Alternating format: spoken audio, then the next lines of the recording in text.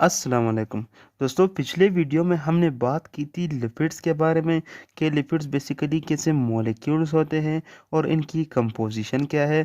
और हमने लिपिड्स के एक बहुत ही इम्पोर्टेंट टाइप जिसे एसाइल ग्लिसरॉल या फिर फैट्स कहा जाता है उससे भी पढ़ा था। और आज की वीडियो में हम इसके मज़ीद टाइप्स को डिस्कस करेंगे। तो स्टार्ट करते हैं अपनी वीडियो। लेकिन उससे पहले आपको याद कराता चलूँ कि लिपिड्स बेसिकली क्या है। हिटेरोजीनस हाइड्रोफोबिक मॉलिक्यूल्स है, यानी ये मुख्तलिफ मॉलिक्यूल से मिला हुआ एक मैक्रोमॉलिक्यूल है। और ये हाइड्रोफोबिक इन नेचर है, यानी ये वाटर में सोल्यूबल नहीं है। तो दोस्तों इसके दूसरे अहम टाइप्स को स्टार्ट करते हैं जिसे फोस्फोलिपिड्स कहा जाता है। अब दोस्तों आपने फोस्फोलिपिड्स का नाम तो सुना ही होगा, तो आइए इसके बारे में डिटेल्स देखते हैं। बेसिकली फोस्फोलिपिड्स क्या है। एम्फीपैथिक मॉलिक्यूल्स है हैविंग टू रीजन्स।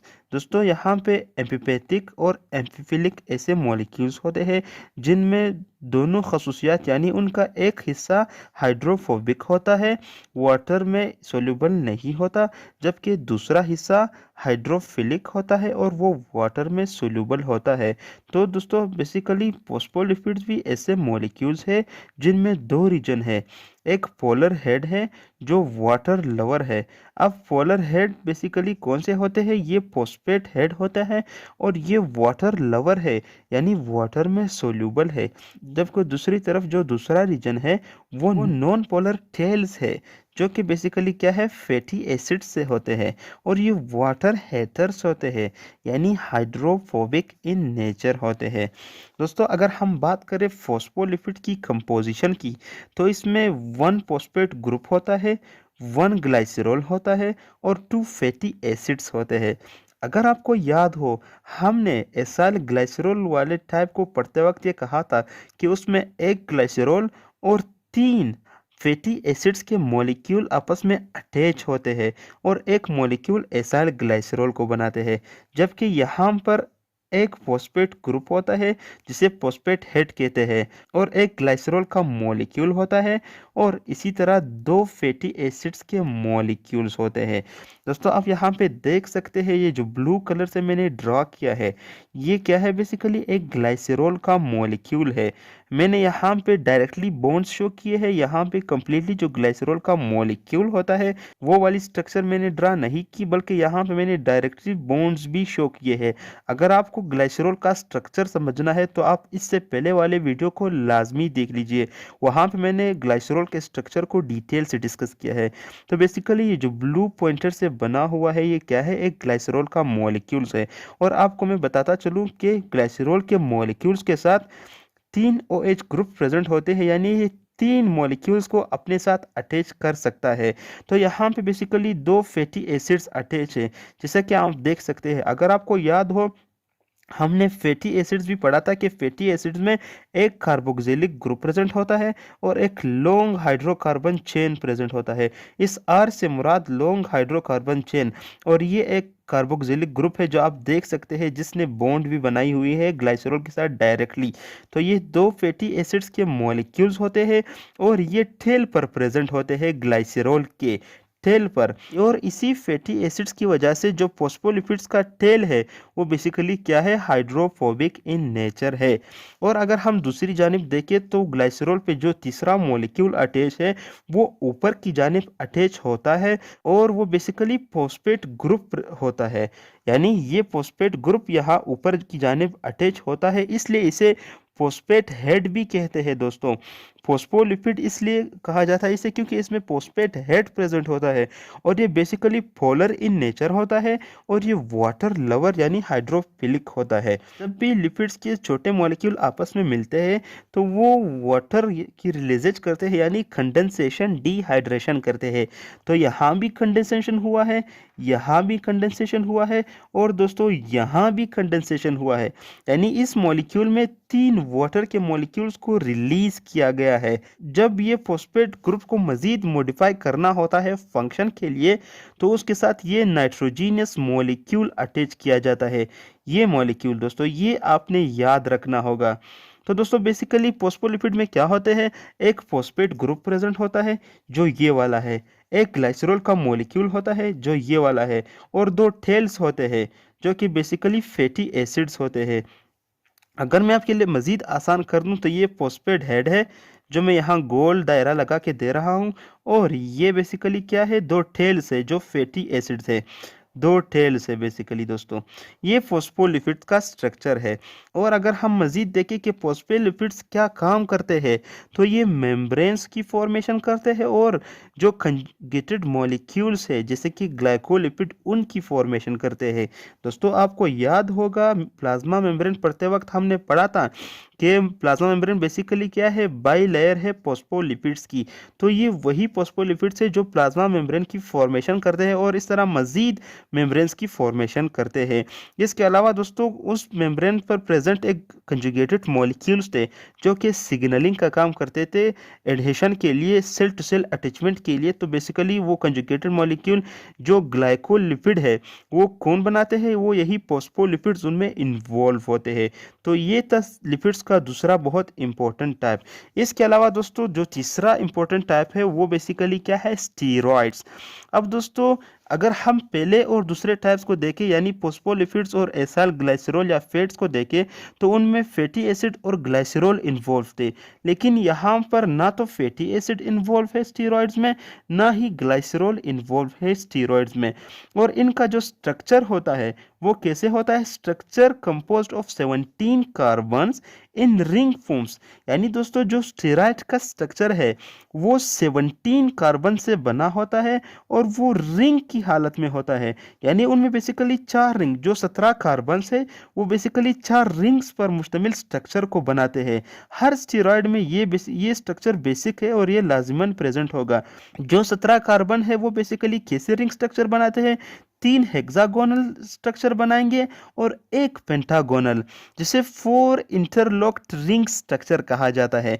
दोस्तों ये जो आप स्ट्रक्चर देख रहे हैं इसे क्या कहा जाता है, 4 इंटरलॉक्ड रिंग स्ट्रक्चर। और इनमें 3 हेक्सागोनल स्ट्रक्चर होते हैं और एक पेंटागोनल। और इस पेंटागोनल के यहाँ पे ऊपर की जानिब यहाँ पे दोस्तों फिर फंक्शनल ग्रुप्स अटैच होते हैं और मुख्तलिफ किस्म की स्टीरॉइड्स फॉर्मेशन करते हैं। जितने भी स्टीरॉइड्स एक दूसरे से डिफरेंट हैं वो यहाँ पर अटैच फंक्शनल ग्रुप की वजह से एक दूसरे से डिफरेंट होंगे। बाकी ये जो 4 रिंग स्ट्रक्चर है ये तमाम के तमाम में सेम होगा। अगर हम स्टीरॉइड्स के एक इंपॉर्टेंट टाइप को देखें तो ये बेसिकली कोलेस्ट्रॉल है। कोलेस्ट्रॉल स्टीरॉइड का टाइप है और स्टीरॉइड लिपिड का टाइप है। दोस्तों अगर हम कोलेस्ट्रॉल को देखें तो कोलेस्ट्रॉल क्या है, a type of steroids play a vital role in membranes. अगर आपको प्लाज्मा मेम्ब्रेन वाली वीडियो याद है तो वहाँ पे हमने क्या कहा था कि कोलेस्ट्रॉल बेसिकली क्या करते हैं, फ्लेक्सिबिलिटी और रिजिडिटी प्रोवाइड करते हैं सेल मेम्ब्रेन को। यानी जब बहुत कोल्ड इन्वायरमेंट होता है तो उसमें ये सेल मेम्ब्रेन को फ्लेक्सिबल रखता है, और जब बहुत हॉट इन्वायरमेंट होता है तो उनमें ये सेल मेम्ब्रेन को रिजिड करता है। तो कोलेस्ट्रॉल का बहुत बड़ा फंक्शन है सेल मेम्ब्रेन के अंदर। इसके अलावा दोस्तों अगर हम स्टीरॉइड्स के मजीद टाइप्स देखें तो कुछ हार्मोन्स होते हैं जिसे हमारे बॉडी में प्रेजेंट सेक्स हार्मोन्स। अगर हम फीमेल सेक्स हार्मोन्स की बात करें तो जैसे एस्ट्रोजीन्स, प्रोजेस्टेरोन। और अगर हम मेल हार्मोन्स की बात करें तो जैसे टेस्टिस में प्रोड्यूस होने वाले टेस्टोस्टेरोन। तो दोस्तों बेसिकली ये हार्मोन्स क्या होते हैं, ये स्टेरॉइड्स इन नेचर होते हैं जो कि रेगुलेशन का काम करते हैं। इसके अलावा दोस्तों विटामिन डी भी बेसिकली क्या है, लिपिड्स इन नेचर। और आपको पता है कि विटामिन डी का एक बहुत इंपॉर्टेंट रोल है जो कि बेसिकली कैल्शियम को रेगुलेट करता है हमारी बॉडी में। अगर हम मजीद टाइप्स की बात करें लिपिड्स की तो वेक्सिस भी इंतहाई इंपॉर्टेंट टाइप है लिपिड्स के। तो waxes basically long chain of alkanes plus fatty acid, aldehyde, alcohol और कीटोन्स एटसेट्रा। यानी दोस्तों फैटी एसिड्स बेसिकली क्या है, एक लॉन्ग चेन है अल्केन्स की। अल्केन्स बेसिकली एक ऐसा चेन है जिसमें कार्बन और हाइड्रोजन के दरमियान सिंगल बॉन्डिंग होगी और एक लॉन्ग चेन होगा। और इस चेन के साथ क्या अटैच होगा, या तो सिंगल फैटी एसिड्स अटैच होंगे या फिर अल्डिहाइड या फिर अल्कोहल कीटोन्स वगैरह अटैच होंगे, सिंगल पॉइंट में अटैच होंगे। यानी single molecule of fatty acid होगा या single molecule of aldehyde, alcohol या फिर कीटोन होंगे। अगर हम मजीद देखें तो ये इनसोल्यूबल है, यानी ये वाटर में सोल्यूबल नहीं है और सॉलिड है एट रूम टेम्परेचर। जो हमने यहाँ पे बात की थी कि इनमें अल्केन्स प्रेजेंट है, यानी सिंगल बॉन्डिंग प्रेजेंट है कार्बन और हाइड्रोजन के दरमियान, इसलिए दोस्तों ये सॉलिड है रूम टेम्परेचर पर। इसके अलावा दोस्तों ये प्रोटेक्शन प्रोवाइड करता है। अब दोस्तों प्रोटेक्शन कैसे करता है, यानी स्किन, फ्रूट्स, फीदर्स और इस तरह कुछ इंसेक्ट्स के विंग्स वगैरह, उन पर ये क्या करता है, ये एक प्रोटेक्टिव लेयर चढ़ाता है। और वो लेयर किस चीज़ का काम करता है, वो बेसिकली वाटर बैरियर्स का काम करते हैं मुख्तलिफ तरीक़ों से। और इसके अलावा डैमेजेस से प्रिवेंट करता है, यानी नुकसान, डैमेज होने नहीं देता। और अगर हम बात करें तो ये एनिमल और प्लांट दोनों में प्रेजेंट होते हैं। अगर हम एनिमल में आमतौर पर वैक्स की बात करें तो जो हमारे एयर में वैक्स प्रेजेंट है, जो कि बेसिकली क्या करते हैं, डस्ट और डर्ट को हमारे एयर कैनाल में जाने नहीं देता। इसके अलावा दोस्तों अगर हम लिपिड्स के टाइप्स देखें तो टर्पिनॉइड्स। अब दोस्तों बेसिकली टर्पिनॉइड्स क्या है, ये पिगमेंट्स होते हैं एनिमल और प्लांट्स में मौजूद। और ये बेसिकली क्या काम करते हैं, ये कलर और ऑर्डर प्रोवाइड करते हैं एनिमल और प्लांट को। कैसे कलर और ऑर्डर प्रोवाइड करेंगे वो हम यहाँ पे देखेंगे। बेसिकली टर्पिनॉइड्स के दो इंपॉर्टेंट टाइप्स है, टर्पीन्स और कैरोटीनॉइड्स। टर्पीन्स क्या करते हैं, ये प्लांट्स में प्रेजेंट होता है, मोस्टली प्लांट्स में प्रेजेंट होता है। और ये क्या करता है, ऑर्डर फॉर डिफेंस, यानी ये अपने डिफेंस के लिए ऐसे स्मेल को क्रिएट करते हैं जिससे जो हर्बीवोरस एनिमल्स है वो इनको नहीं खाते। अब हर्बीवोरस कौन से एनिमल है, यानी प्लांट्स जो सबस पत्ते खाते हैं, सबस प्लांट्स ईटर है, उनको हर्बीवोरस, जो हर्ब्स वगैरह खाते हैं उनको हर्बीवोरस कहते हैं। और ये टर्पीन्स ऐसे स्मेल या ऑर्डर को प्रोड्यूस करते हैं जिससे वो हर्बीवोरस एनिमल्स इन्हें नहीं खाते और ये अपनी डिफेंस करने में कामयाब हो जाते हैं। जैसे कि ऑनियन और टमाटो, यानी प्याज और टमाटर ऐसे स्मेल क्रिएट करते हैं जिससे जो हर्बीवोरस एनिमल्स है वो इनको ईट नहीं करते, इनको खाते नहीं है। इसके अलावा दोस्तों अगर हम टर्पिनॉइड्स के दूसरे टाइप को देखें तो वो बेसिकली क्या है, कैरोटीनॉइड्स। अब कैरोटीनॉइड्स क्या है, कैरोटीनॉइड्स ऐसे पिगमेंट्स है जो कि कलर प्रोवाइड करते हैं मोस्टली प्लांट्स को। दोस्तों मोस्टली ये प्लांट्स में प्रेजेंट होता है, एनिमल में भी होता है लेकिन मोस्टली प्लांट्स में प्रेजेंट होता है। अब कलर कैसे प्रोवाइड करता है दोस्तों, कैरोटीनॉइड्स के फिर मजीद तीन टाइप्स है, ज़ेंथोफिल, कैरोटीन्स और क्रोमोप्लास्ट। ज़ेंथोफिल बेसिकली येलो कलर्स होते हैं। जितने भी टाइप्स के प्लांट्स है जिनमें येलो कलर प्रेजेंट है उनको ज़ेंथोफिल कहा जाता है। और ज़ेंथोफिल टाइप है कैरोटीनॉइड्स की, कैरोटीनॉइड्स टाइप है टर्पिनॉइड्स की, और टर्पिनॉइड्स बेसिकली लिपिड्स का एक टाइप है, तो आपने कंफ्यूज नहीं होना। इसके अलावा अगर हम कैरोटीनॉइड्स के दूसरे टाइप्स को देखें तो वो है कैरोटीन्स। जितने भी किस्म के फ्लावर्स जो रेड होते हैं, जितने भी किस्म के फूल्स या प्लांट्स जो रेड होते हैं उन सब को कैरोटीन्स कहा जाता है, जैसे कि रेडिश, जैसे कि टर्निप या फिर कैरट। इसके अलावा अगर हम कैरोटीनॉइड्स की तीसरे टाइप को देखें तो ये बेसिकली क्रोमोप्लास्ट है।